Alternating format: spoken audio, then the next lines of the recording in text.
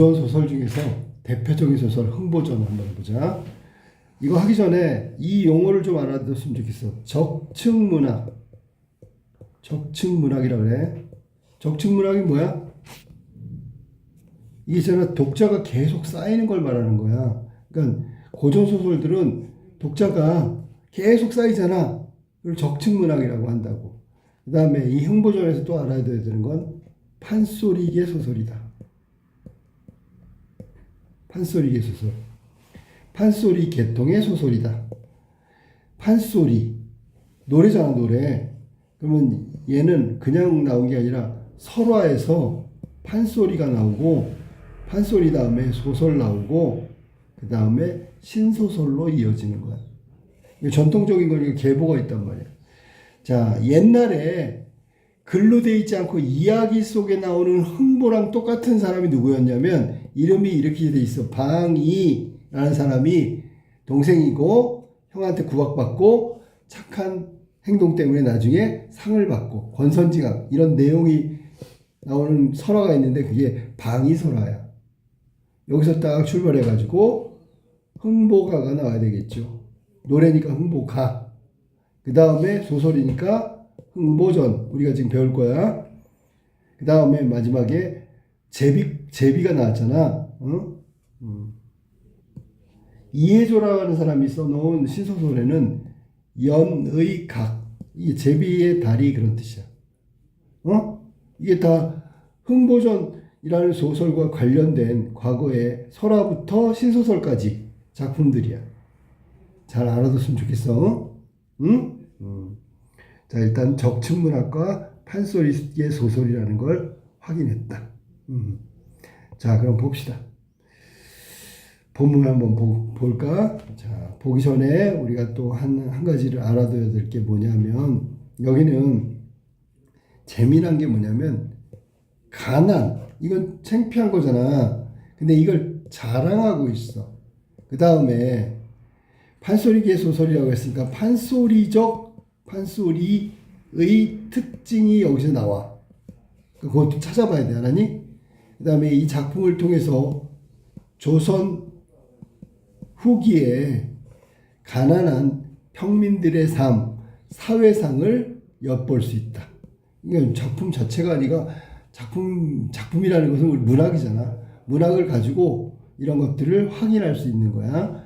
자, 그러면 첫 번째 내용 중에서 판소리계 소설 요 부분을 잠깐 알아볼게. 판소리는 뭐하고 동일하냐면 시조하고 동일해. 시조가 3, 4조, 세 글자, 네 글자, 뭐 이런 식으로 돼 있잖아. 이것도 또 똑같다. 3, 4조이거나 4, 4조의 운율이, 음보가 계속 형성되는 사음보야. 그러니까 시조하고 다를 바가 없지. 이게 문체의 기본 그 음보란 말이에요. 음보. 그 다음에 가난자랑하고 뭐 하는데 여기 등장인물이라고 그랬는데 등장인물 잘 봐봐. 등장인물 우리가 인경업전이건 유충열전이건 다 등장하는 주인공은 영웅이었거든. 근데 여기에 흥보는 오히려 찌질이야. 영웅이 아니야. 알겠니? 가난 때문에 막 힘들어하고 뭐 이런 내용. 현실적 등장인물이 등장한다. 현실적. 마치 조선 후기에 바로 옆집 사람 이야기 같기도 하고 뒷집 사람 이야기 같기도 해. 현실에서 등장하는 것들이란 말이야. 그 다음에 이 등장인물이 가난한 서민이기 때문에 이 사람의 일상을 보여주는 것들이 많이 나와. 그렇기 때문에 일상은 소탈하지요. 그 다음에 진솔하지요. 막 이런 걸 보여주기 위해서 의태어도 많이 나오고 의성어도 많이 나오고 판소리계 소설이기 때문에 노래 같은 것들이 나오고 소고가 뭐야? 우리가 비속어 알지? 욕하는 거. 그거 말고 속된 말. 그냥 솔직히 말하면 숨기지 않고 진솔하게 얘기하는 거. 속된 말. 그런 말 막 쓴단 말이야. 그 다음에 역시 사투리가 나와야 되겠죠. 이 흥보전 같은 판소리계 소설의 표준어는 잘 알아도 이 표준어는 서울말이 아니야. 다 거의 전라도 말이지요. 전라도가 표준어야. 전라도에 가면 섬진강 있거든. 섬진강. 이 섬진강 동쪽에 있으면 동편제, 서쪽에 있으면 서편제. 동편제는 좀 재미난 거. 서편제는 막 뭐지? 그 막 눈이 멀어가지고 선악동 나그네 뭐 그런 거 있거든. 명창을 만들기 위해서 진짜 딸은 아니지만 입양한 딸의 눈을 멀게 해. 그러면 한이 맺히지. 한이 맺힌 게 판소리에 녹아 들어가. 그러면 명창이 된다 그래갖고 그런 내용의 슬픈 얘기가 서편제야. 서편제. 영화도 있어. 동편제는 좀 즐겁고 경쾌한 얘기를 하면 서편제는 무겁고 슬프고 뭐 그런 내용들이 나오는 게 서편제다. 그래서 판소리 그러면 사실 표준어가 전라도라고 생각하면 돼. 알겠지? 여기도 이제 경상도하고 경상도하고 전라도의 경계쯤에 살았던 흥보 얘기를 하고 있는 겁니다. 당연히 조선 후기에 사회상을 반영하니까 조선 후기가 시대적 배경이고 경상도 전라도 경계 지역이 공간적 배경이라고 보면 된다. 알겠지? 자, 그럼 전체 줄거리 한번 볼까? 야, 우리가 흥보전을 모르는 대한민국 사람이 어디 있어? 자, 한번 봅시다. 흥보와 놀부는 형제지만 성품이 전혀 다르다. 그래서 잘 봐봐. 이렇게 놀부 같은 악인형, 흥보 같은 선인형이 나오지. 그래서 얘네들을 뭐라 그러냐면 전형적 인물이라고 그래. 전형적 인물. 왜 그 고전소설 보면 아까 유충열전 뭐 인경업전 이런 데 보면 영웅이라 했잖아. 그 주인공은 잘생기고 똑똑하고 능력 있고 비범하고 막 이래요. 그런 걸 전형적 인물이라고 하는데 얘도 전형적 인물이라고 볼 수 있어. 다만 놀보는 처음에 악인이었다가 선인으로 바뀌잖아. 그러면 이거는 따로 입체적 인물이라고도 볼 수 있다. 캐릭터 변화가 있으니까 입체적 인물. 여기서 선인은 착한 사람은 흥보고요. 악인은 놀보란 말이야. 심술궂은 놀보는 부유하지만 재산을 다 가져서 그래. 어진 흥보는 가난하다. 그래도 형을 원망하지 않는다. 흥보는 놀보에게 양식을 얻으려 하지만 매만 맞은 채 쫓겨난다. 그거 생각나? 놀보 마누라가 주걱으로 딱 뺨을 때리니까 흥보가 배고파가지고 주걱에 붙은 쌀, 밥알 있잖아? 그걸 막 먹어. 얼마나 가난하고 배고팠으면. 그런 내용 나오지, 그지? 자기 시동생인데 그렇게 막 때리면 안 되겠죠. 환곡을 타러 갔다가, 환곡이 뭐지? 이거 빈민구제하는 제도잖아, 조선시대 때. 춘공기, 그러니까 쌀이 떨어지고 먹을 게 떨어졌을 때 쌀을 빌려주고 수확하면 이자를 쳐서 받는 거야, 갚는 거. 그러니까 쉽게 얘기하면 곡식을 빌리는 거지. 그거 갔다가 매푼파리 이야기를 듣고, 자, 매푼파리가 뭐야? 누구 대신 얻어맞으면 대신 돈 받고 얻어맞는 거지. 그 얘기를 들었어. 오죽하면 굶어 죽을까봐 내가 얻어맞고 돈을 벌어야지. 매푼파리. 그래갖고 병에 찾아가지만 이마저도 실패한다. 이유는 뭐냐면 집에 와가지고 자기 마누라, 흥보 마누라한테 나 매품 팔러 갈 거야. 그렇게 해서라도 돈을 받으면 아이들, 우리 식구들 배불리 먹을 수 있으니까. 그런 얘기를 했거든. 근데 옆집 사람이 그거 듣고 가서 그 사람이 가서 매품팔이라고 돈을 먼저 가져간단 말이야. 그러니까 매맞으러 갔더니 벌써 대신 맞고 간 사람이 있어. 그래서 실패한단 말이야. 그러니까 사회상이잖아. 뭐가 조선후기 사회상이 이렇게 백성들, 평민들이 비참하게 살았다는 얘기를 하고 있는 거야. 자, 그래서 어느 봄날 흥보는 다리가 부러진 제비를 치료해 줬어. 선행한 거지. 그랬더니 이듬해 제비가 보은으로 박씨를 물어다 준단 말이야. 흥보 부부가 박을 타니 온갖 금은보화가 보상으로 나왔고, 놀보는 그 사연을 듣고는 제비를 잡아다가 다리를 억지로 부러뜨리고 선행하는 척 치료를 해준단 말이야. 당연히 벌 받아야 되겠지. 놀보 또한 박씨를 얻어가지고 심었는데 박 속에서 온갖 인물들이 오히려 이런 구실 저런 구실 되면 놀보 재산을 다 빼앗아 버린다. 그러니까 이거는 권선징악이죠. 놀보처럼 이렇게 악인은 벌을 받게 되는 거고 선인, 흥부는 상을 받게 되는 거지. 그 얘기가 메시지란 말이야. 여기 교과서 수록 부분은 흥보가 매품팔이 하러 가는 장면이 나온다. 교과서 부분의 내용은 매품팔이 하러 가는 거야. 자, 그러면 본문 이제 슬슬 해볼까? 흥보 맞싹 돈 단량을 받아차고 맞싹이 뭐야? 이제 그거 몇 푼 팔러 가면 말 타고 가야 되거든. 그것도 주시오. 그래갖고 몇 푼 팔이 말고 거기까지 갈 때 말 타고 가는 그 싹스를 달라 그런 거야. 뭐 보너스 같은 거지, 그지? 얼씨구 즐겁도다. 제 집으로 들어가며 자 맞싹을 생각지도 못했던 맞싹까지 받았단 말이지. 그리고 자기 집에 들어가 가지고 뭐 자기가 이제 돈 벌 수 있으니까. 애기 어멈 개 있는가? 애기 어멈이 누구야? 자기 마누라야. 하나니 문 열고 이것 보시오. 그러면 문 열고 나를 좀 보시오 라고 한 것은 흥보가 오랜만에 가장의 역할을 하는 거에 대한 당당함이란 말이야. 당당함. 내가 이제 돈 벌러 갈 수 있어. 대장부 한 걸음에 30냥이 들어가네. 몇 푼팔이 몇 싹씩 30만 원이라는 얘기야.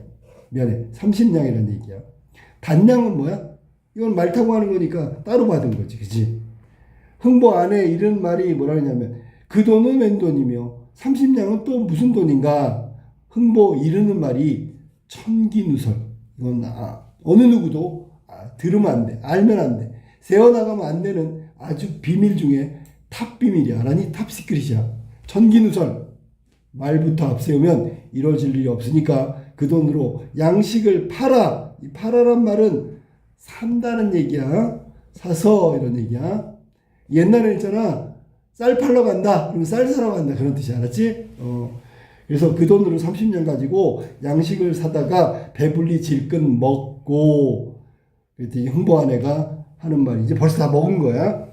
먹으니 좋소만 도대체 그 돈 30냥은 어디서 났소? 여기서는 흥보 마누라의 걱정. 먹은 거는 만족하는데 아무리 생각해도 30냥이라는 거금이 어디서 났는지 모르기 때문에 출처를 모르니까 걱정된 거지. 그지?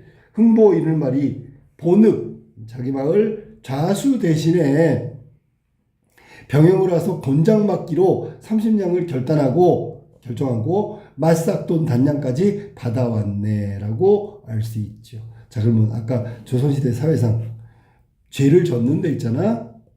다른 사람이 대신 가서 맞아. 그러니까 돈 있으면 벌도 다른 돈으로 살 수 있는 거야. 그게 사회상이란 말이야. 아니? 지배계층의 일종의 부도덕성을 말하고 있는 거다. 이해됐지? 지배계층의 부도덕성. 자, 30냥 받아가지고 또 단량까지 추가로 받아왔네. 그러니까 지금 그 돈으로다가 양식을 팔아서 지금 먹은 걸세라고 얘기했단 말이야. 흥보 안에 이 말을 듣고 기가 막혀 이른 말이 그놈 위에서 말한 본읍 좌수를 말하는 거지. 죄상도 모르고 무슨 죄를 졌는지도 모르고 병영으로 올라갔다가 저 모습 저 몰골에 곤장 10대를 맞으면 자 지금 저 모습 저 몰골이라고 했으니까 흥보가 지금 매를 맞을 만큼 뭐 이렇게 체력이 좋다거나 덩치가 좋다거나 잘 먹어서 뭐 이렇게 버틸 만한 그 몸이 아니다 그런 얘기야. 곤장 10대 맞으면 곤장 아래 혼백이 되고 혼백? 죽은 영혼이 된다는 얘기지. 그럼 제발 덕분에 가지마오. 지금 말리고 있는 거란 말이야.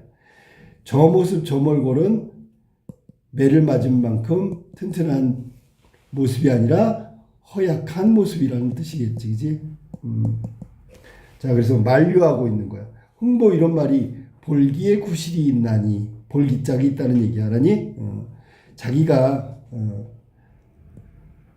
맞을 만한 책임이 있다. 당연하지. 돈을 받았잖아 지금. 책임이 있어. 돈을 받았으니까. 마땅히 내가 책임져야 돼.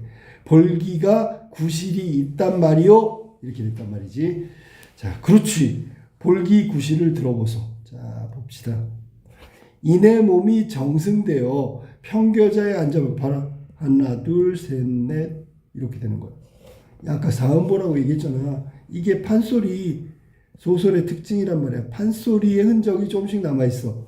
사음보 이게 계속 연속된단 말이지. 사음보 이런 것들이 모두 판소리 소설의 특징을 담고 있는 거다. 독자들에게 환기시키는 거. 자, 내가 내 볼기의 구실을 얘기할게 라고 해서 끌어들인다면 이거는 독자의 관심을 유도한다. 자, 그러면 이제 내용이 궁금해서 잘 들을 거란 말이야. 자, 그리고 여기 보니까 줄줄줄 이야기했지. 이건 판소리의 사설 같은 느낌이야. 사설이 원래 넋두리를 하고 싶은 말 막 하는 거거든. 이제 하는 거 봐봐. 이내 몸이 정승되어 평궤자에 앉아볼까? 육판서 하였으면 초원위에 앉아볼까? 이 말은 정승도 못 되고 육판서도 못 됐단 말이야. 그 다음에 사복시, 여기는 관청의 관청. 사복시 관리였으면, 사복시가 뭐 하는 사람이냐면 궁중에서 말하고 수레를 담당하던 관리야. 사복시 관리를 하였으면 임금이 타는 말에 앉아볼까? 근데 사복시 관리도 아니죠. 팔도 감사하여 선화당에 앉아볼까? 그럼 선화당은 관찰사가 머무는 집이 되겠지, 그지? 이 얘기는 결국 아무것도 못했단 말이야. 뭐 정승도 못하고요. 그 다음에 육판서도 못하고요. 사복시 관리도 못하고요. 팔도 감사도 못했지. 지금 어디 가는 거야? 근데 매맞으러 병영에 가는 거잖아. 관청에. 저런 관리가 안 됐으니까 갈 일이 없단 말이죠. 근데 지금 병영에 간단 말이야. 자, 그 다음에 각급 수령이 되어볼까? 근데 못 됐으니까. 만약에 됐다면 좋은 가마를 탔겠지.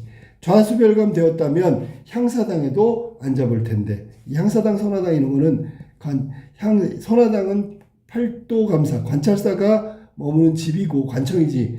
향사당은 좌수별감이 그 백성들을 다스리던 장소란 말이야. 그러니까 결론적으로 얘기하면 아무것도 못했어. 이방호장, 작청 좋은 자리. 작청이란 말은 역시 위에서 말한 대로 이방호장이 일을 업무를 보는 관공서를 말하는 거야. 요거 다 관청을 말하는 거야. 그 다음에 소리명창되어 크고 넓은 좋은 집 양반 앞에 앉아볼까? 소리명창도 된 적이 없죠.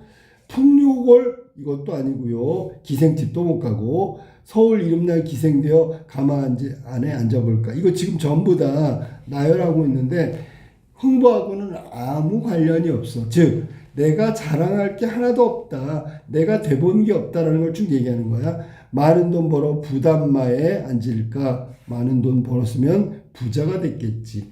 부담마는 여기는 사람도 타고 말도 사람도 타고 그다음 농 알지? 장농 이런 것들도 태우고 싣고 가는 말을 말해요. 운반하는 것을 말하는 거야. 쓸데없이 이내 볼기 놀려 무엇한단 말인가? 이내 볼기 놀려서 놀린다는 건 그냥 둬서 뭐한 아무짝에도 쓸모없다. 매품이나 팔아먹세. 그러면 볼기의 기능은 매품팔이용이다라고 마무리를 짓고 있는 거야. 그러니까 지금 흥보 얘기는 무슨 얘기냐면 자기는 정승이 된 적도 없고 육판서도 지내지 않았고 사복시 관리도 아니고 팔도감사 좌수별감 이런 거 한 적도 없어. 가급 수령도 못했고 이방호장도 못했어. 소리명창 이런 것도 아니고 풍류골도 아니야. 서울의 이름난 기생도 아니고 많은 돈을 번 적도 없고. 그러니까 한 번도 제대로 자기가 하고 싶은 걸 한 적도 없단 말이야. 결국 마지막에 할 일은 매품 파는 것밖에 없네요 라고 얘기하고 있단 말이야. 그래서 내 볼기는 바로 매품 파는 거다 라고 이야기하고 있다. 알겠지? 지금 자기가 매품 팔려고 하는 걸 정당화시키고 매품 팔려고 하는 걸 자랑스럽게 이야기하고 있는 거야. 자, 흥보 자식들을 벌떼같이 낳은지며 벌떼같이 개떼처럼 모였어. 아버지의 말씀을 들으니 호사가 끔찍하다. 마치 있잖아. 호사라는 게 사치스러운 거야. 호화로운 거야. 왜냐면 위에 들어보니까 매품 팔러 가는 건 매를 맞고 호되게 당하는 거 죽을지도 몰라. 근데 말만 들어보면 마치 근사한 일을 하러 가는 것 같아. 애들이 좀 약간 떨어져. 그래서 아버지 병원 가신다는 하니 날 오동철병 하나만 사다 주오. 매품 팔러 갔다가 있잖아. 죽을 수도 있는데 선물 사다 달래. 오동철병, 오동나무, 철로 된 병. 그러면 오동철병이 오동나무가 아니구나. 이 동이 구리를 말하는 거고 철이 쇠를 말하는 거야. 그러니까 구리하고 쇠하고 섞여서 이렇게 만든 병 있잖아. 이거 사다 달라는 거야. 이게 선물 사다 달라는 건 똑같은 거야. 맞으러 가서 죽을 수도 있는데. 흥보가 이런 말이 고이 벗은 놈이 어디다 차게야 라는 뜻이야. 고이는 남자들이 안에 입는 옷바지야. 속에 입는 속옷이라고 생각하면 돼. 그러면 고이 벗은 놈도 어디다 차게야. 고이 벗었다는 얘기는 아직 나이가 어리다 라는 뜻이지. 알았니? 아니면 겉옷이 필요하지 않은 말이기도 해. 그러니까 여기서는 고이 벗은 놈이 어디다 차게야. 오동철병이 무슨 필요가 있어. 그러니까 고이도 벗을 정도로 어린아이라는 뜻도 있고요. 여기는 제대로 갖춰 입지 못했다는 뜻도 있고요. 이런 거야. 그러니까 이것도 고이수 옷바지도 갖춰 입지 못한 주제에 이건 사다가 뭐하게? 라는 뜻이 돼버렸지. 그지? 귀민머리에 차도 찰 터이 없고, 그러니까 사다만 줘요. 내가 귀민머리에 찰 수도 있고, 생갈비를 뚫고 차도 찰 터이니 갈비를 뚫고 찰 수도 있고, 사오기만 사오. 사다 주기만 하면 됐지. 내가 귀 밑에 그 오동철병을 차든지 아니면 생갈비, 갈비뼈에다가 차든지 그런 건 신경 쓰지 말고 사오기만 해요. 라고 얘기한 거야. 이 사실은 웃기잖아. 너무 철이 없지, 그지? 말하는 것들을 들어보면 웃기단 말이야. 알았니? 그러면 고이 벗은 놈이 오동철병이 뭐가 필요 있어? 쓸모도 없지요. 이 말은 사실은 저기 속담 중에 개발의 편자라는 말이 있어. 개발의 편자. 편자는 말 발바닥에 딱 대는 거 있잖아. 그러면 강아지 발에다가 말의 편자를 달 수 있어 없어? 없지. 달 수도 없지만 어울리지도 않지. 뭐 그런 뜻이야. 알았니? 있어도 쓸 수가 없어. 근데 못 타라 사오냐고 그랬더니 내가 알아서 할 테니까 뭐 귀 밑에다 걸건 뭐하건 간에 사오긴 하시오. 이렇게 돼버린 거야. 또 한 놈 나아지며 나는 남수주 비단으로 만든 큰 창옷이니까 양반들이 입는 옷이겠지. 창옷 남수주 비단. 남수주는 잘 몰라도 돼. 비단으로 만든 큰 창옷 한 벌 사다 주시오. 똑같이 여기도 똑같지요. 뭐가? 이건 오동철병하고 똑같은 거야. 쓸데도 없는데 어울리지도 않고 뭐 필요 없는 물건을 왜 사다 달라고 하는지 모르겠어. 아무튼 다른 놈이 이번에는 오동철병 사달라고 했던 다른 애 말고 또 다른 자식이 이번엔 남수주 비단으로 만든 큰 창옷 한 벌 사다 주시오 라고 얘기한 거야. 그랬더니 홍보 큰아들을 낳아지며 제 동생들을 꾸짖는데 그래도 형이니까 좀 정상인가 보지? 아닐 거야. 옳게 꾸짖는 게 아니라 하늘에 사무칠 듯 꾸짖어. 얘라 심하구나 이 후레 아들 놈들아. 이건 동생들한테 하는 말이야. 아버지 그렇지 않소. 나는 담배 가죽 탕평채에 모초의 한 놈과 얘는 한술 더 떠. 한 포단 허리띠 비단 주머니 당팔사 끈 꿰어 쇠거울 돌거울 넣어다 주오. 한술 더 뜨네, 그지? 후레아들 놈이라는 게 무슨 말이냐면 자기 그 부모한테 제대로 배움을 받지 못한 버릇 없고 예의 없고 그러는 사람들을 욕할 때 쓰는 거야, 알았니? 후레아들 놈들. 그래가지고 여기다가 한술 더 떠서 뭘 사달라고? 담비가죽 탕평채 모초의. 여기는 탕평채 모초의가 뭐냐면 여기는 음식이야, 음식 이름이 탕평채 모초의란 말이야. 그러니까 모초이란 말은 비단이고 탕평채는 음식이야. 요 음식 하나에다가 그다음에 모초의라니까 옷이겠지, 그지? 옷. 이거 사다 주고요. 한 포단 허리띠 비단 주머니 당팔사 끈. 당팔사? 여기는 중국에서 들어온 8가닥으로 된 가닥으로 된 실이란 말이야. 그러니까 생각해봐. 옷에다가 이 벨트처럼 이렇게 묶는 거야. 아니? 근데 이게 수입이야, 수입. 어디서? 중국에서 수입한 8가닥으로 된 실로 된 그 끈을 갖다가 꿰어가지고 쇠거울, 돌거울 넣어다 주오라고 얘기했어. 자, 여기서 웃음이 빵 터지는 거지. 에라이 후레 아들 놈들아 하면서 뭔가 장남이니까 제 동생들을 꾸짖는 옳은 말을 하는 줄 알았는데 들어보니까 얘는 한술 더 떠. 아니? 이런 걸 더 필요 없는 걸 또 사다 달라고 한다. 이게 바로 해악성이란 말이야.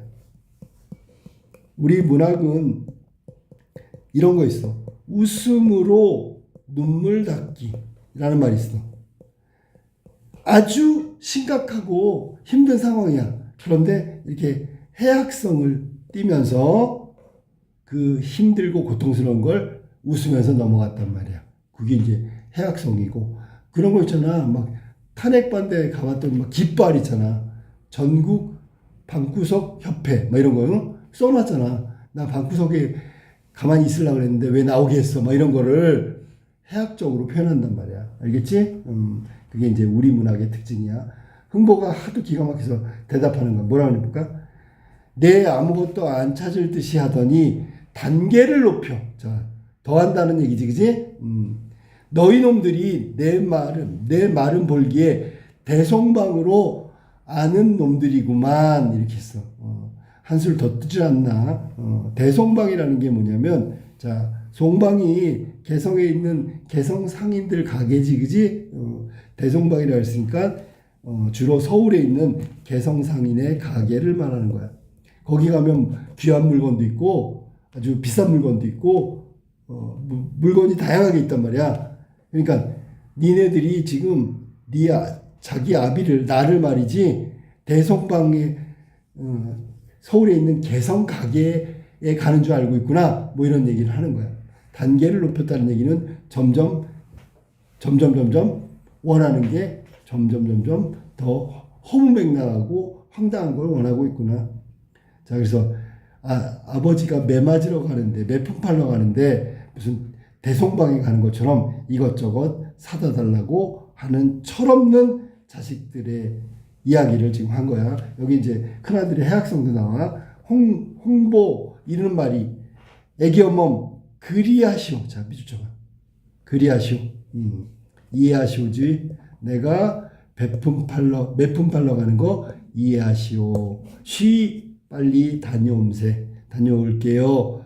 홍보 병영 내려갈 때 탄식하고 내려간다. 무슨 탄식인가 볼까? 도로는 끝없는데 병영성중 어디매요? 도로는 끝이 없다는 얘기는 계속 가야 되는데 병영성중은 도대체 어디 있는 거야? 삼국지 조자령이 강을 넘던 청총마가 있으면, 이 청총마가 조자령이 타고 다니는 명마지, 그지? 이거 있으면 이제 잠깐에 딱 가련마는 몸이 고생스러우니 조그만 내 다리 오늘 가다 어디서 자며 내일 가서 어디에서 잘고. 지금 매품 팔러 가는 과정이 아주 멀다, 길다. 그 다음에 제갈공명이 쓰던 축지법을 배웠으면 이제로 지금 가련마는 금방 가겠지만 몇 밤 자고 간단 말인가. 그래서 매품 팔러 가는 길이 멀다, 한참 가야 된다, 뭐 이런 얘기를 하고 있는 거야. 여러 달 만에 며칠을 걸어서 간 거지, 그지? 여러 날 만에 병영에 도착하니 영문도, 병영문도, 문이잖아. 병영의 대문이지. 병영문이야. 대문짝이잖아. 이 문짝 자체가 엄숙하고 위압적이란 얘기지.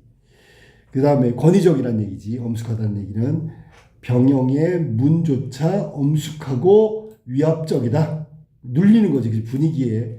쳐다보니 대장이 지휘하는 깃발이요. 대장 깃발이 있고요. 내려다보니 순시하는 깃발이로다. 그러니까 병영의 꼭대기에 있는 깃발은 대장기고 밑에 보니까 순시라는 게 순번대로 돌아가면서 이렇게 병영을 지키는 거지, 그지?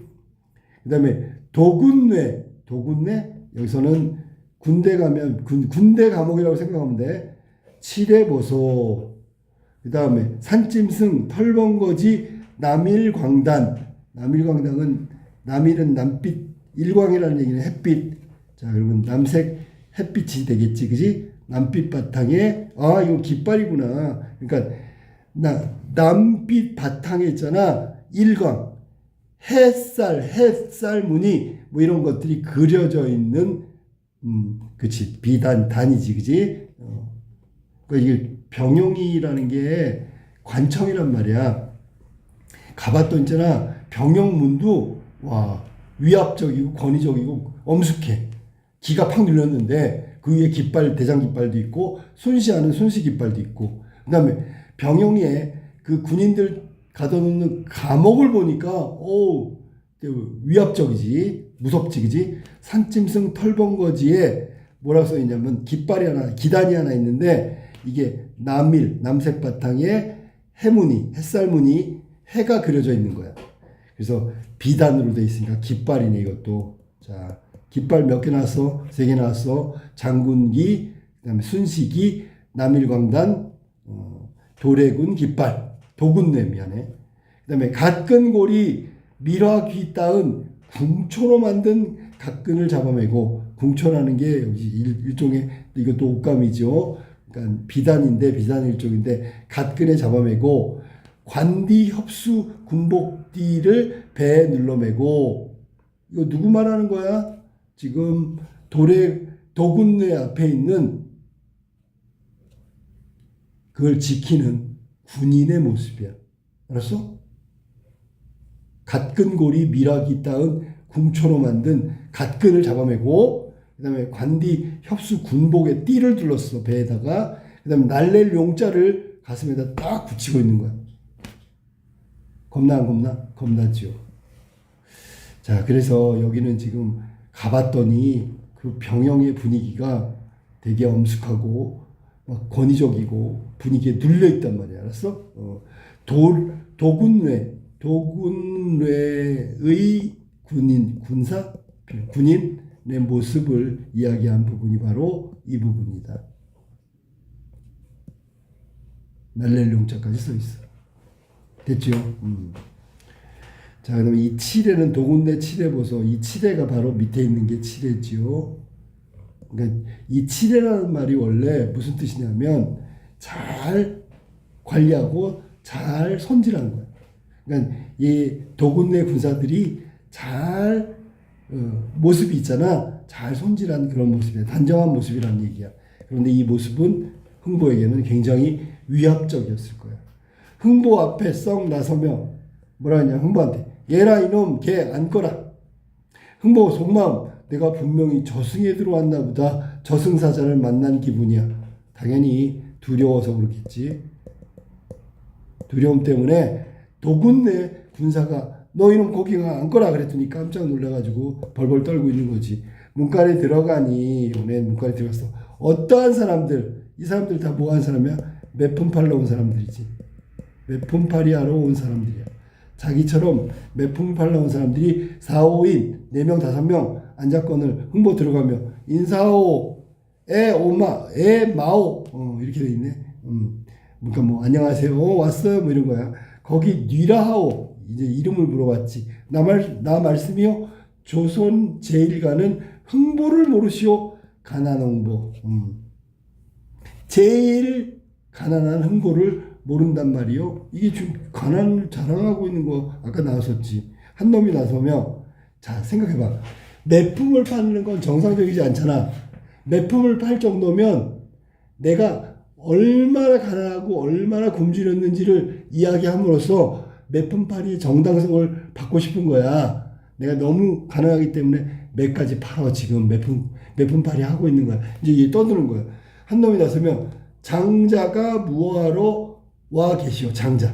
우리가 두 가지지. 장자는 물론 중국의 성년 중에 장자도 있지만 장자가 우리가 보통 쓰는 게 큰아들을 장자라고 하고 두 번째는 백만장자라는 그 장자야. 그럼 여기서는 흥보한테 뭐라고 했냐면 이렇게 얘기하는 거지.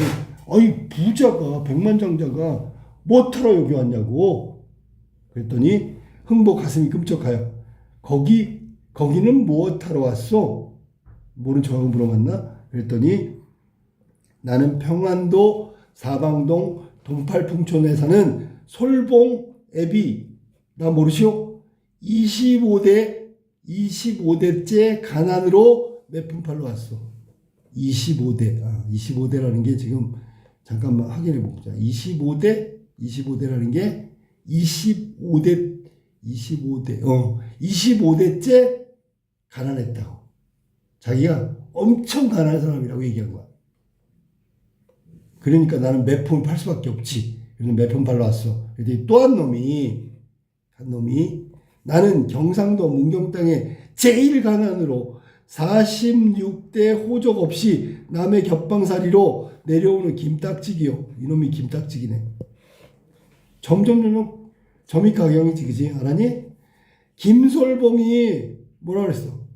난 25대째 가난한 사람이야. 그랬더니 나는 46대가 가난한 사람이야. 겹방살이랜데. 자기 집도 없어. 김딱지기 누구한테? 솔봉애비한테 야, 나는 46대가 가난해. 이렇게 얘기한 거야. 서로 가난 자랑하고 있는 거지, 그지? 이거 웃겨 안 웃겨? 웃기지. 사실 웃기지. 매품 팔러 왔는데 자기가 가난하다고, 내가 더 가난하다고 가난 자랑하고 있는 거야. 그랬더니 또 한 놈이 나앉으며 이번 매품은 먼저 온 순서로 들어간다 하니 그리야 없애. 됐어? 그러면 처음에는 가난한 사람이 매품을 팔러 왔던데 이번에는 온 순서대로 매품팔이가 변경된 거야. 저분 언제 왔어? 이제 온 순서를 따지는 거지. 나온 지는 지난 장날 아침밥 먹기 전에 그 동틀 때 왔어. 야, 지난 장날 아침밥 먹기 전 동틀 때 왔어. 일찍 왔다고. 아주 온 지가 오래됐다고. 아니, 그래야 자기가 매품을 팔 거 아니야. 왜냐면 매품팔이 기준이 가난한 게 아니라 먼저 온 순서대로 바뀌었잖아, 지금 화제가. 그러니까 나는 진짜 일찍 왔거든. 지난 장날 아침밥 먹기 전에 해가 뜨기도 전에 왔어. 한 놈이 앉으면서 나 온 지가 20여일이라도 생나무 곤장 한 대 맞아본 내 아들놈 없어. 또 이거 뭐야? 그러니까 자기가 더 일찍 왔다라는 얘기를 하는 거지, 그지? 20여일이라도 생나무 곤장 한 대 맞아본 내 아들놈이 없어. 그러니까 아직 나는 한 대도 안 맞았으니까 내가 맞아야 되겠다. 흥보 이런 말이 그리 말고 서로 가난한 자랑 여태까지 한 게 아무래도 제일 가난한 사람이 매품을 팔아야 될 것 같습니다. 그랬더니 그 말이 옳다고 저분 가난이 어떠하오. 그랬더니 흥보가 이제 떠들겠지요. 내 가난 들어보소. 집이라도 들어가면 사방 어디로도 들어갈 작은 곳이 없어. 이 대문도 없잖아. 문도 없다고. 문도. 내가 가난이 얼마나 가난하냐면 어디 들어갈 문도 없어. 닫은 벼룩 쪼그려 앉을 데도 없고. 닫다는 얘기는 돈 닫게 하는 그 닫다야. 막 뛰어다니고 이동하는 걸 말하는 거지. 그 벼룩이 툭툭 튀어다닌단 말이야. 얘네들이 쪼그려 앉을 데도 없대. 당연히 이건 과장과 해악이지. 아니 벼룩 있잖아. 벼룩이 많은데 걔 다리를 쭈그릴 수 있는 공간마저 없대. 얼마나 집이 작으면. 대문도 없고요. 삼순구식. 삼순이란 말은 순이라는 게 열흘을 말하는 거니까 30일을 말하는 거고 9끼니 먹는다. 먹을 게 없어가지고 30일 동안에 9끼니밖에 못 먹어. 먹어본 내 아들이 없어. 그래서 과장하고 가난을 자랑하고 있는 거랑 비슷하다고 그렇지. 왜냐면 가난한 대로 매품팔이를 하니까. 됐지? 몹시 가난하다는 걸 이야기한 거야. 그랬더니 한 놈이 나앉으며 내가 보기에는 되게 풍족하게 먹고 살 수 있겠네? 저분 가난은 어떠하고 그랬더니 다른 사람이 내 가난 들어보소. 내 가난 남과 달라. 2대째 내려오는 광주산 사발 하나 선반에 얹은 지가 8년이 됐대. 광주, 여기서 광주는 경기도 광주, 도자기, 이천 거기야. 광주에서 생산한 물건인데 사발 하나가 없어. 얹은 게 8년이 돼. 그러면 사발 하나 갖고 8년 썼다는 얘기잖아. 이해됐어?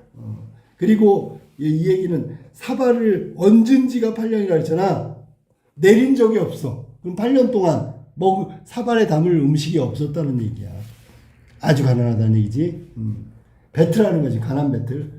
여러 날 내려오지 못하고 아침 저녁으로 눈물만 뚝뚝 찢고 부엌에 노랑지가 밥알을 주우려 다니다가 다리에 가래톳이 서서 종기 터뜨리고 들어놓은 지가 석 달이 되었어. 밥알을 있잖아. 뭐냐면 노랑쥐가 쥐새끼가 밥알 먹으려고 다니다가 다리에 가래톳이 서가지고 종기 터뜨리고 누운 지가 석 달 됐다. 이것도 과장이지. 쥐가 와가지고 밥알 먹으려고 했는데 석 달 동안 아무것도 못 먹었다. 내 가난이 최고다. 과장해서 얘기하는 거지. 좌우 들으신 바 내 신세가 어떠하오. 내가 제일 가난하지요. 이렇게 얘기한 거지. 김딱지기 썩 앉으면 거기는 참 나한테 비교하면 백만장자 부자인 것 같소. 내 가난 한번 들어보. 조그만 한 칸 초막 발 뻗을 길이 전혀 없고 발도 못 뻗어. 우리 아내와 나와 둘이 앉고 누워있으면 내 상투는 울타리 바깥으로 우뚝 나가고 우리 아내 궁둥이는 담 밖으로 알궁둥이를 보이니. 그럼 둘이 누우면 벌써 집이 얼마나 조그만지. 이것도 과장인데 해학적이지, 그지? 그러니까 이렇게 조그만 집에서 살고 있다. 동네에서 손바꼭질하는 아이들이 우리 아내 궁둥이를 치는 소리 4월 8일 관등다는 소리 같고요. 관등이 초파일날 이게 드는 거 있지. 자, 관등다는 소리 같고요. 그 다음에 집에 연기가 나지 않은 지가 3년째요. 집에 연기는 뭐야? 밥해 먹는 연기야. 먹을 거 끓여 먹는 연기거든. 3년 동안 그럼 끓여 먹지도 못했다는 얘기잖아. 좌우에 들으신 바 내 신세, 내 가난 어떻소? 내가 제일 가난하지 않소? 아무 목득의 아들놈도 못 팔아갈 것이니. 자, 여기 지금 나와 있네. 아무 목득의 아들놈도 못 팔아간다. 목득은 이름이지. 여기서는 뭐 귀신 이름이야. 목득의 아들놈도 못 팔아간다. 누구도 매품팔이 할 수가 매품팔이 목득의 아들놈이라도 못 팔아갈 것이니. 그러니까 매품을 팔 수 없다. 나는 그러니까 내가 제일 가난하다는 얘기를 지금 김딱지기 하고 있는 거야. 점점 가난이 심각해지고 있지, 그지? 점점 더 가난하다는 얘기를 했지. 자, 그런 다음에 이놈 아주 거기서 개정을 먹더니라. 개정은 불평불만 그런 것들을 말하는 거. 불평불만하는 말과 행동. 흥보 숨숨 생각하니 자기에게는 어느 시절에 차례가 돌아올 줄 몰라. 자, 여기서는 흥보가 생각했을 때 이 매품팔이 기준이 가난한 거라고 얘기했잖아. 앞사람 얘기를 다 들어보니까 진짜 나보다 훨씬 더 가난한 거야. 그럼 순서대로 하면 내 차례가 아직 멀었어. 오지 않을 수도 있어. 걱정하는 거지. 동무님, 내 매품팔이 잘 팔아가지고 가오. 나는 돌아가오. 그럼 무슨 얘기야 이건 지금? 결국은 여기서 이놈 여기 잘 봐봐. 이놈 아주 거기서 개정을 먹다 라는 말이 편집자적 논평이지. 편집자적 논평. 해석한 거야. 알았니? 개정 먹었다는 얘기는 불평불만으로 떠드는 건데 흥보가 뭐라 했냐면 동무님 내 매품 잘 팔아가지고 가오. 나는 가난인을 기준으로 하면 내 차례가 올 것 같지가 않아. 그러니까 나는 매품 안 팔고 갈 테니까 당신들 매품 팔고 가시오 라고 이야기하면서 포기하는 거란 말이야. 지금 자, 가난한 사람들이 많다는 사회상도 이야기할 수 있어요. 여기 가난을 기준으로 얘기했더니 여러 사람이 가난 배틀을 하고 있잖아 지금. 그렇다면 당시에 가난했던 사람들이 여럿이었다.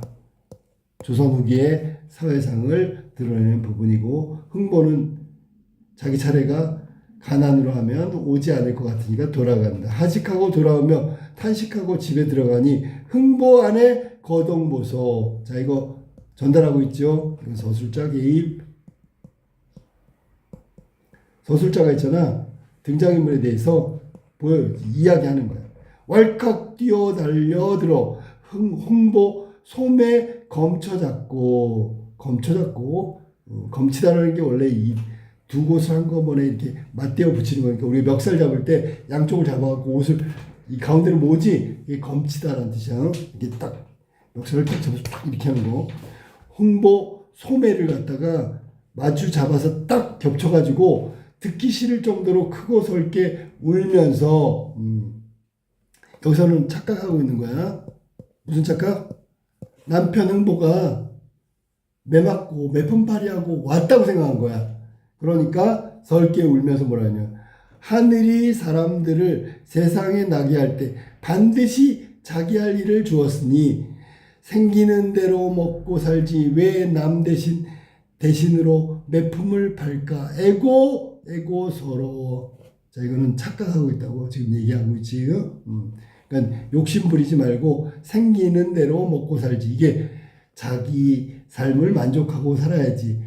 흥보는 남편은 매품팔 모습이 아니지. 아까 얘기했잖아. 부실하다 그랬으니까.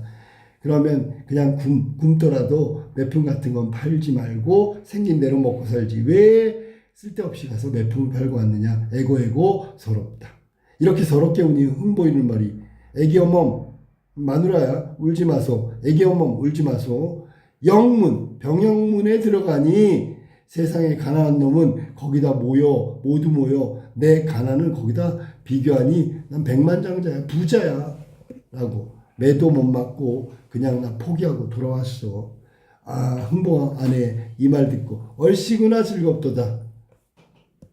우리 남군 병영에 매 맞으러 갔다가 매는 아니갖고 돌아오니 이런 영화가 또 있을까 없지요 라고 얘기한 거니까 흥보 아내는 남편을 진심으로 남편에 대한 진심으로 걱정하고 사랑하고 그런 걸 알 수 있다. 됐죠? 속마음을 이야기한 거다. 자, 배고픔을 생각하니 음식 노래 불러보자. 자, 배고프면 뭐 해야 돼? 음식을 먹어야 되겠지. 그런데 여기는 음식 노래 불러보지. 그럼 배고픔을 잊어버리기 위해서 이게 지금 노래를 부르면서 음식 노래 불러보면서 있는 거니까 가난하다는 게 정말로 극대화. 정말 가난하구나. 먹을 게 없어가지고 음식 이름 되는 노래를 부르니까. 그러니까 이게 우리가 바라보는 등장인물의 가난이 이렇게 심각하구나. 슬픔. 우리가 공감할 수 있는 건 가난한 흥보의 지금 슬픔을 공감하는 거지. 자, 무슨 밥이 좋던게요. 자, 이제 밥부터 나오네. 보리밥이 좋다고 얘기했어. 보리밥. 무슨 국이 좋던게요. 근데 비지국이 좋다. 이 얘기를 다른 말로 하면 뭐야? 난 지금 보리밥에 비지국 먹으면 좋겠다. 그런 얘기랑 똑같겠지. 음식을 맛있게 하여 먹으려면 게장국에 늙은 호박을 따놓고 숭늉에 고춧가루를 많이 치고 들기름을 많이 쳐가지고 사곰은 괴곰이 먹을만하고. 자, 사곰은 괴곰이 먹는다. 여기서 곰은 우리가 곰탕 하는 거지. 아주 오랫동안 끓인 걸 말하는 거야. 푹 삶는 거. 곰, 이거는 사골국. 사골 중에서 고기 사골, 요게 먹을만하다. 그러니까 고기를 푹 끓인 게 먹을만하고 저렇게 양념하는 거야. 뭐라고? 게장국에 늙은 호박 넣고 숭늉에는 고춧가루 많이 치고 들기름 많이 해가지고 먹고, 또 그다음에 사골은 고기를 푹 구운 거, 이게 최고고, 이만큼 시작할 때는 들깨 깻묵을 넣어서 둘레쯤 먹고 찬물 대사발 탁 들이키면 진짜 배가 든든할 텐데, 든든할 거야. 뭐 이런 얘기 한 거야. 먹고 싶은 거 얘기한 거야. 알겠지? 이렇게 말할 때 흥보 안에 우는 말이 우정은 일부러 가장 애중하는 자식을 배걸리고 못 입히는 내 서름 은원컨대. 자, 지금 흥보 아내가 있잖아. 한이 맺혔어. 애중이라고 했으니까 제일 사랑하고 제일 중히 여기는 자식을 배불리 못 먹이고 못 입혔단 말이야. 그게 한이 맺힌 거지. 자, 피눈물이 반죽되면 아황여영 서름이요. 피눈물이 반죽되면 아황여영 서름이요. 이 말은 야황과 어영이라는 부인들이야. 다시 한번 이 사람 이름이고 부인들 여자들이야. 그러니까 얘가 있잖아. 순임금 때 중국의 순임금 때 그 순임금의 부인인데 순임금이 죽었어. 그 다음에 여기는 죽은 다음에 피눈물이 반죽되어 서러움이지, 그지? 그런 서러움이다라는 얘기야. 그게 비교한 거지, 그지? 어영과 아황의 서름 같은 게 바로 못 입히고 못 먹인 거다. 그다음에 홍고가를 지어내던 왕소군이 느꼈던 서름하고 또 비슷하고, 장신궁중 꽃이 피니 반첩녀의 서름하고도 비슷하고, 옥으로 장식한 장막 속에서 죽으니 우민의 서름과도 같은 것이고, 목을 잘라 절사하니 하시연료의 서름하고도 그런 거고, 망경창파 넓은 물을 말말이다 죄인들 끝없는 인의 서름 어디다 하소연할까. 맨 마지막에 이 정도다라는 얘기야. 자, 그래서 여기는 자신의 서름을 이야기하면서 고사에 나오는 인물들을 등장시켜가지고 자신의 서름이 그렇다.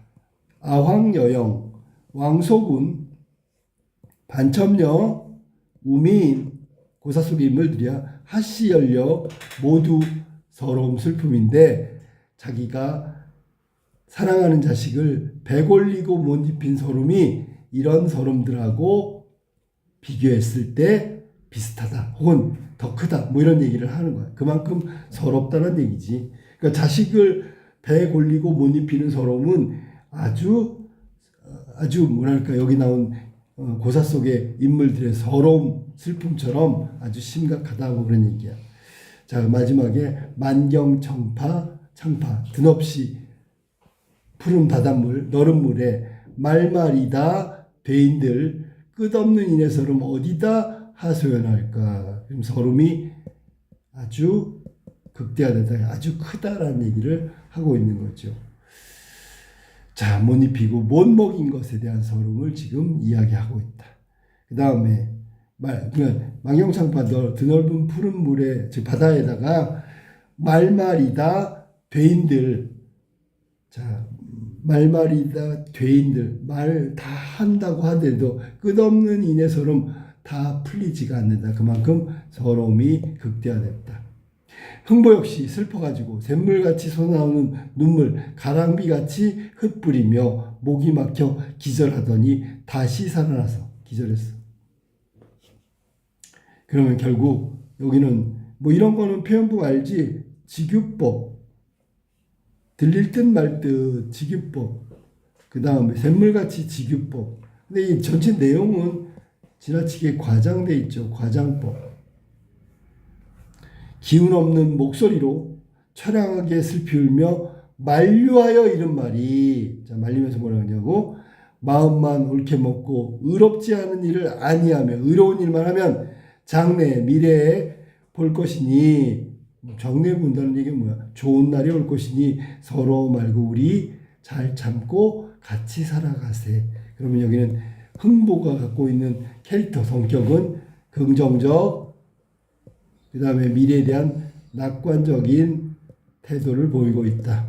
근데 지금 힘들지만 나중에 잘 될 거니까 잘 이겨내자, 고통을 참아내자. 장래에 한때 볼 것이니 미래에 잘 될 것이다 라는 얘기야. 복을 받는다. 부부 앉아 이렇게 탄식할 때 청사는 높이 솟아있고 온갖 꽃이 화려하고 찬란하게 피어있는 때, 자 볼래? 이거 좋은 거야 나쁜 거야? 맞죠? 좋은 거잖아. 이거를 뭐라고 하냐면, 이거 배경이야. 배경하고 정서하고의 관계인데, 배경이 긍정이기 때문에 정서, 여기서는 탄식하고 있잖아. 슬픔이겠지, 그지? 슬픔의 극대화. 이게 정반대이기 때문에 생각해봐. 지금 슬퍼하고 있는데 바깥의 모습이 너무 아름답고 쾌청해. 그러니까 더 상대적으로 더 슬퍼진다. 그런 얘기야. 알겠지? 대조라고 하면 되겠네. 여기 등장인물 흥부 부부의 정서, 슬픔과 반대되게 배경은 아주 아름답고 아주 상쾌하고 자, 접동두견 꾀꼬리는 때를 찾아 슬피우니. 이거 봐봐. 얘는 또 슬피 울어주잖아. 이거는 똑같이 심화시키는 거야. 이해됐어? 무슨 말인지?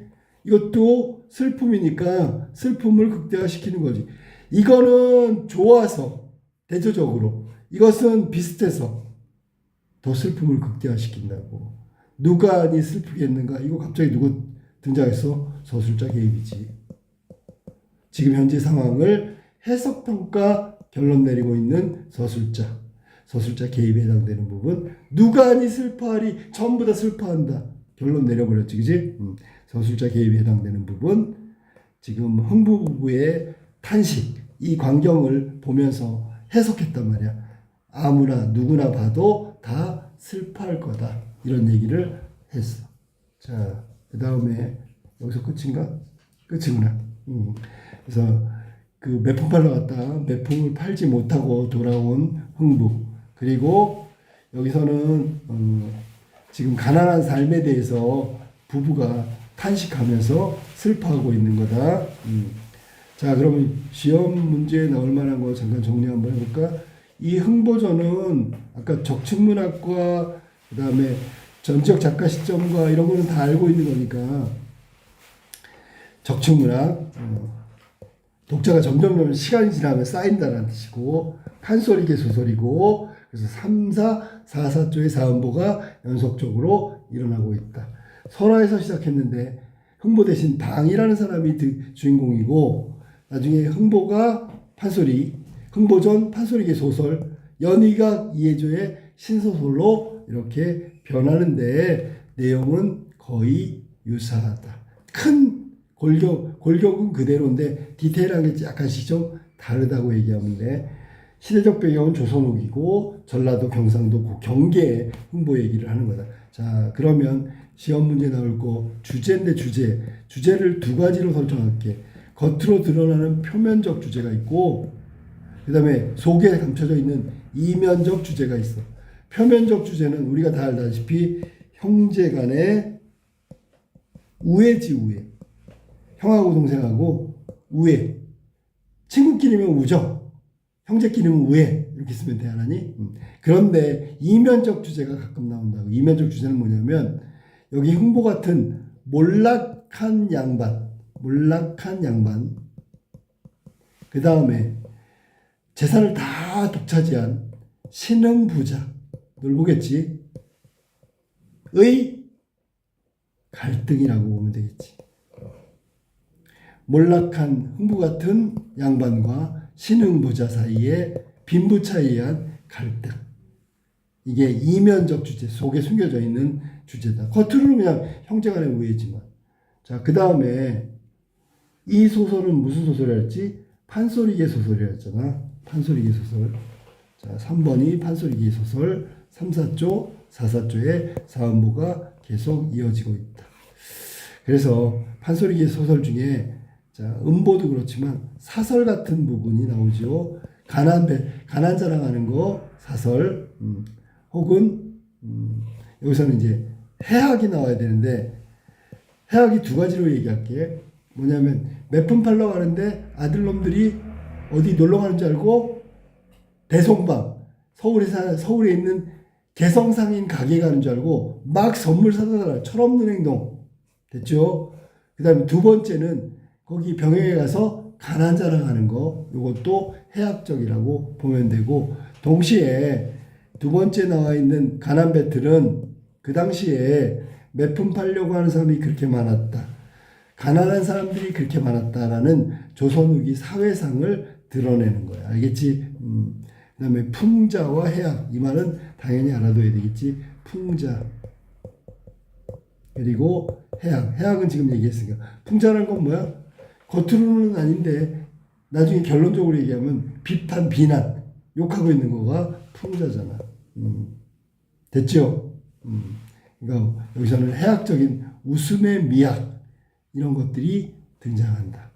그다음에 일상적인 용어 나왔다는 거 아까도 얘기했어.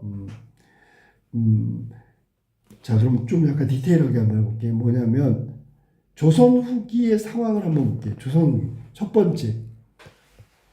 자, 본읍좌수처럼 돈을 가지고 죄를 대신했어. 이거는 물질주의라고 하는 거야. 물질 만능주의, 배금주의, 뭐 이런 거. 이게 가능했다. 그러니까 돈이면 다 돼. 죄를 지어도 벌 받는 것도 돈 주고 다른 사람이 받으면 돼. 이게 그 당시의 사회상의 모습이라고. 두 번째는 매품팔이가 두 번째겠지. 매품팔이, 매를 대신 맞고 생계를 이어가는 사람들이 많았다는 게 조선시대 때 사회상이라고.